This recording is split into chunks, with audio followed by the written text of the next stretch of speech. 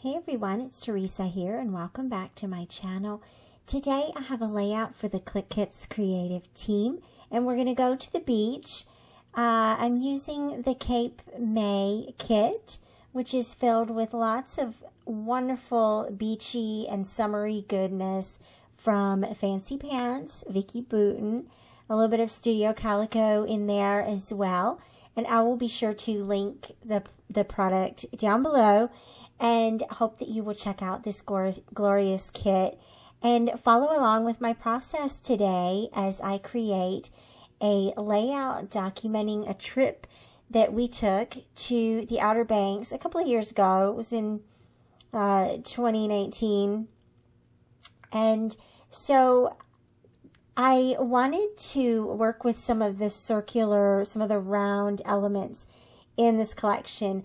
And this Vicki Boutin paper really struck me as a cool design, a wonderful sort of distressed, beachy, windblown element here. And I thought I would play with this idea of a starburst as well. So a couple of little jumping off points for making design decisions that I'm going to repeat across the page. It's also quite a fun process to watch how this came about. And so my idea was to first I was going to just work with the top half of this pattern paper, or the top 2/3 or so.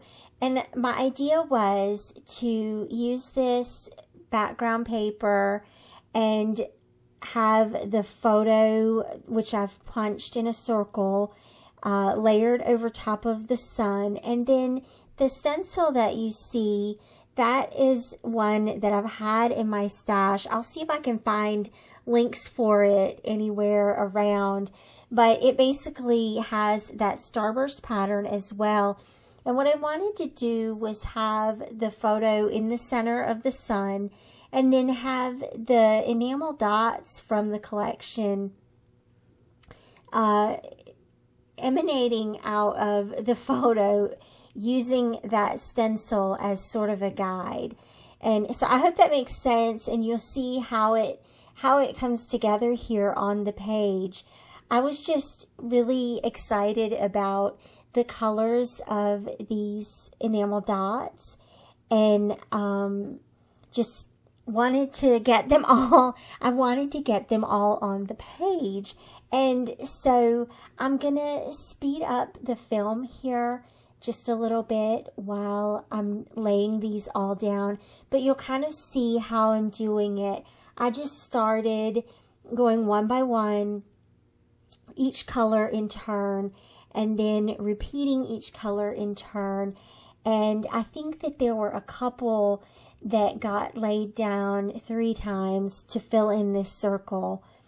And those were kind of the larger size, and then I put a smaller size inside of that first circle, repeating the same color pattern so that the individual colors burst out of that photo in a very repetitive pattern. It looks so cool. This is the most fun that I've had with a little pack of enamel dots in a long time, and now I'm like wanting to do this again and again. Like, I totally want to do this for December daily using star enamel dots. I think that would be so cool. But at any rate, staying focused today and today's layout, look at how cool that is. A couple of them came off with the stencil. Oops. So I'm going to just put those back and check that out, how cute that is. It almost has this sort of mid-century vibe, which is kind of unexpected, but it looks really cool.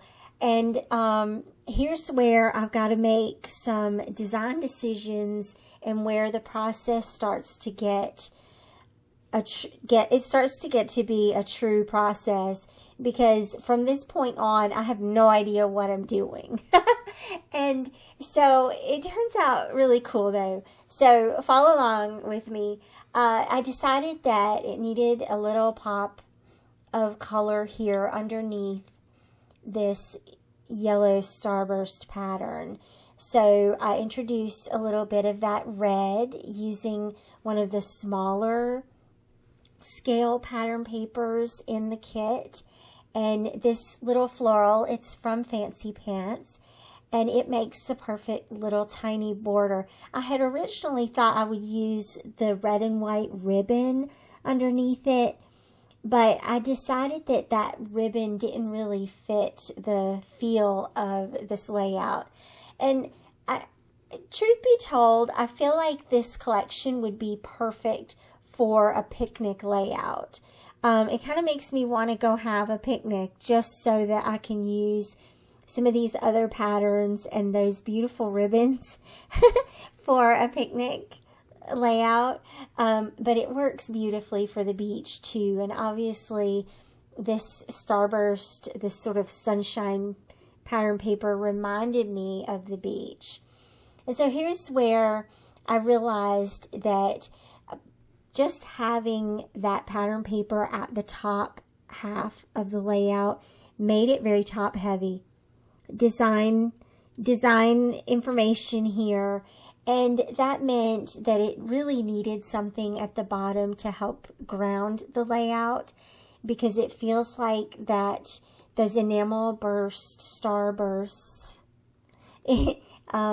enamel dot starbursts, it feels like they sort of just fade off into nothing. So I'm adding these strips at the bottom. And this really, it works out really beautifully because now it frames the layout. The only problem is that it's not centered on my background cardstock anymore because of the proportions. When I cut that pattern paper originally, I just cut an inch off of each side. So that makes it, what, 10 by 10?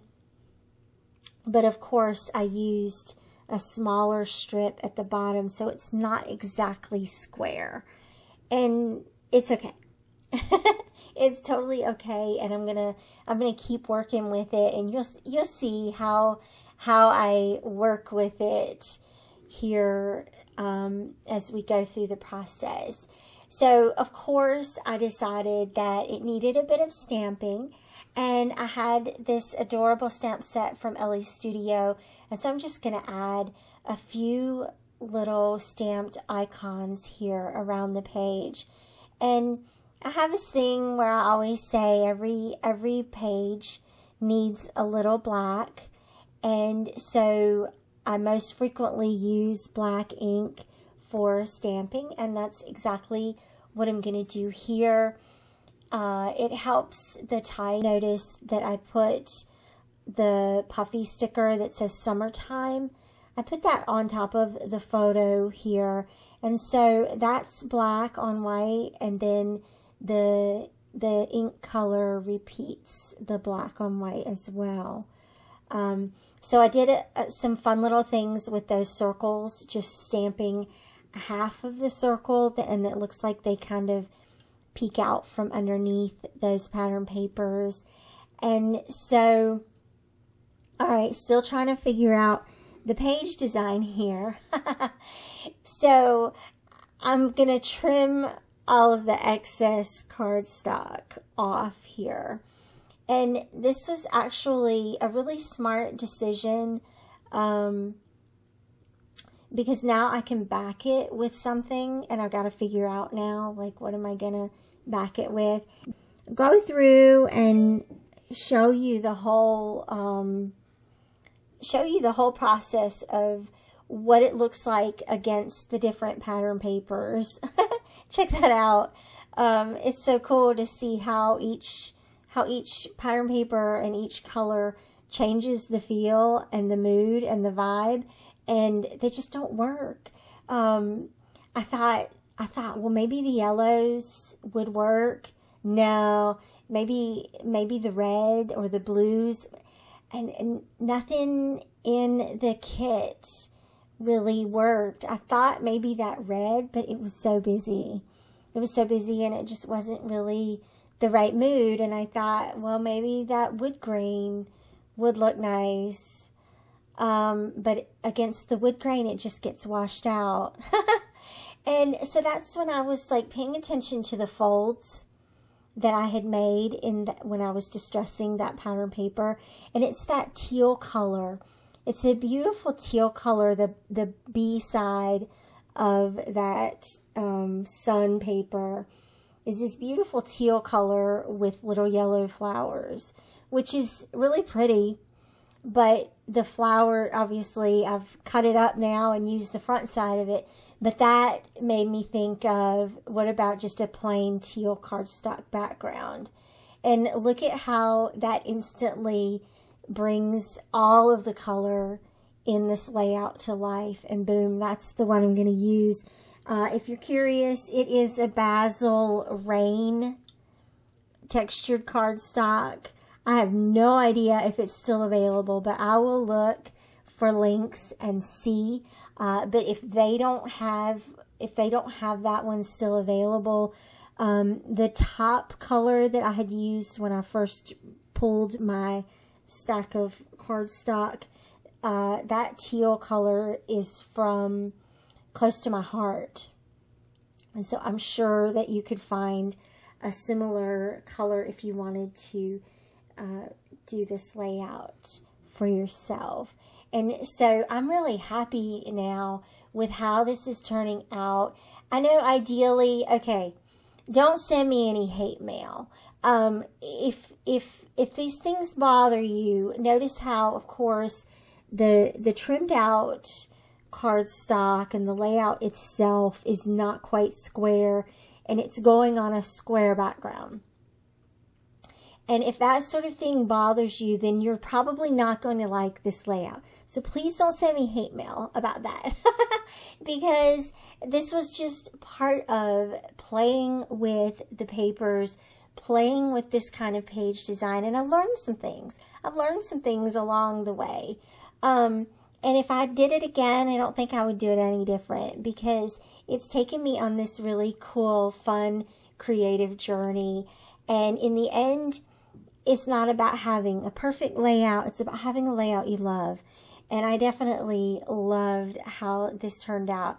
One thing that helped was adding the little suns on the teal cardstock. And so they're peeking out from that layout, and they help bring in that cardstock. They help make it part of the layout itself.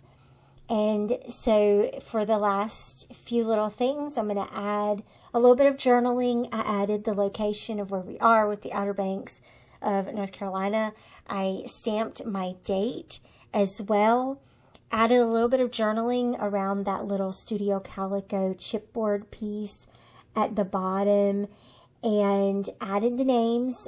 This is Nick and Addison. And just for a little bit more, I'm just adding just a few more little details here, and stamping these little word sentiments at the top of those circles, those half circles that I stamped. And that's kind of a fun little technique to carry your stamping up or down along with another stamped sentiment or stamped icon. And I have to say that those pattern papers took that ink so beautifully. And with that, I think I've finished the layout, and I'm going to wrap everything up. I just want to say thank you so much for following along with me on this fun, crafty adventure. This will be on the Clique Kits blog, so you can check it out there. I'll have all the links below, and I will also have a blog post on my own website with all the detailed photos for you. So thanks so much for watching, and I'll see you back here again soon. Bye-bye.